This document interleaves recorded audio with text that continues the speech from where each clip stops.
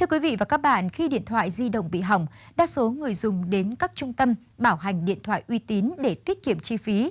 Chuyên mục Góc nhìn người tiêu dùng ngày hôm nay sẽ gợi ý cho quý vị và các bạn về một trong những địa chỉ sửa chữa điện thoại uy tín và chất lượng. Chiếc điện thoại iPhone X của chị Huyền trước đây đã từng bị hỏng màn hình và chị đã mang đi sửa tại một cửa hàng. Tuy nhiên, chỉ sau một thời gian ngắn, chiếc điện thoại này lại bị hỏng như trước. Hôm nay, chị Huyền mang chiếc điện thoại này tới trung tâm SK Mobile để sửa khi được giới thiệu tới đây. Trước đây điện thoại của mình rất là mắc nhiều lỗi rồi thì sẽ bị vỡ màn hình này hay bị đơ, thì mình cũng không hay tìm hiểu các cơ sở sửa chữa mà chỉ hay tiện thì sẽ qua bảo vệ đường những cái cửa hàng ấy sửa, nhưng mà chất lượng thì sử dụng một thời gian thì lại vẫn bị mắc lại những cái lỗi cũ ấy. Thế là hôm nay thì mình được bạn bè giới thiệu đến với cả SK Mobile, thì mình cảm thấy là đến đây thì các bạn tư vấn rất là nhiệt tình và chu đáo, chất lượng cũng khá là tốt. Mình rất là hài lòng với cách phục vụ cũng như chất lượng tại SK Mobile. Tại SK Mobile, tất cả các quy trình sửa chữa điện thoại đều được tuân thủ nghiêm ngặt và được thực hiện bởi nhân viên có tay nghề chuyên môn cao. Các dịch vụ sửa chữa đều áp dụng công nghệ tiên tiến nhất và phù hợp cho từng thiết bị điện thoại khác nhau. Những link phụ kiện được phân chia và sắp xếp rõ ràng, có hàng nhập khẩu chính hãng và sản phẩm linh kiện phụ kiện do công ty sản xuất. Các sản phẩm này so với hàng chính hãng sẽ tiết kiệm chi phí hơn mà vẫn đảm bảo chất lượng khi sử dụng. Hiện tại, SK Mobile nhận sửa chữa các dòng điện thoại, từ việc thay màn hình đến thay kính, thay pin, sửa IC trên main với những công nghệ hiện đại như ép chân không, ép lạnh. Hệ thống máy ép kính hoàn toàn tự động, đảm bảo màn hình không bị bụi, bọt, vàng màn khi thay thế và ép lại. Tại SK Mobile hiện nay thì vẫn đang áp dụng những công nghệ kỹ thuật như là về ép môi trường chân không này.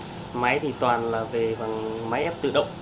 Nên là trong quá trình những cái dòng máy mà ép tự động đấy thì nó đa số là những dòng máy đấy thì được dựa trên những công nghệ kỹ thuật tiên tiến nhất của những cái nước hàng đầu về điện tử như là Hàn Quốc hay là Nhật hay là Mỹ, công nghệ của họ.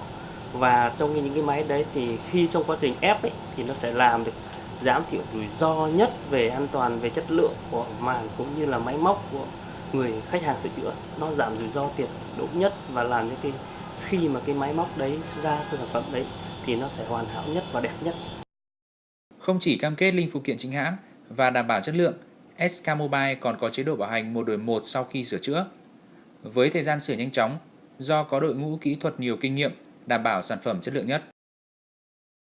Các bạn ở SK Mobile này sửa chữa rất là tốt, kể cả bộ phận tư vấn, đón tiếp khách hàng, tức là tư vấn cho về các linh kiện để mà thay thế, tức là nó hợp với túi tiền của từng người, và khi sử dụng thì cũng rất là đảm bảo. Với kinh nghiệm lâu năm trong lĩnh vực sửa chữa điện thoại, SK Mobile đã không ngừng đầu tư về thiết bị kỹ thuật và hoàn thiện những chính sách bảo hành và mở thêm cơ sở để đáp ứng nhu cầu của khách hàng. Để đáp ứng nhu cầu về các dịch vụ sửa chữa, thay màn hình, ép kính đạt hiệu quả cao đến với khách hàng, thì SK Mobile trong vòng 6 năm qua đã luôn phấn đấu trở thành một trung tâm được trang bị đầy đủ về các thiết bị kỹ thuật cũng như là linh kiện được nhập khẩu chính hãng theo tiêu chuẩn của Mỹ và Nhật. Và ngoài ra các linh kiện thì trung tâm luôn cập nhật những model mẫu mã mới để đáp ứng nhu cầu của thị trường. Cam kết của SK Mobile đó là khi khách hàng đưa điện thoại đến sửa chữa thì sẽ luôn được bảo quản, thứ nhất là về dữ liệu, thứ hai là về linh kiện. Khách hàng có thể theo dõi trực tiếp và có camera quan sát 24/7. Đặc biệt để tránh những tình trạng là bị tráo đổi linh kiện, và trung tâm cam kết sẽ đền bù 100% nếu có xảy ra bất cứ sai sót nào. Với uy tín và chất lượng bảo hành cùng tiêu chí luôn đặt quyền lợi của khách hàng lên, SK Mobile đang là một trong những cơ sở hàng đầu về sửa chữa điện thoại uy tín, được nhiều khách hàng tín nhiệm.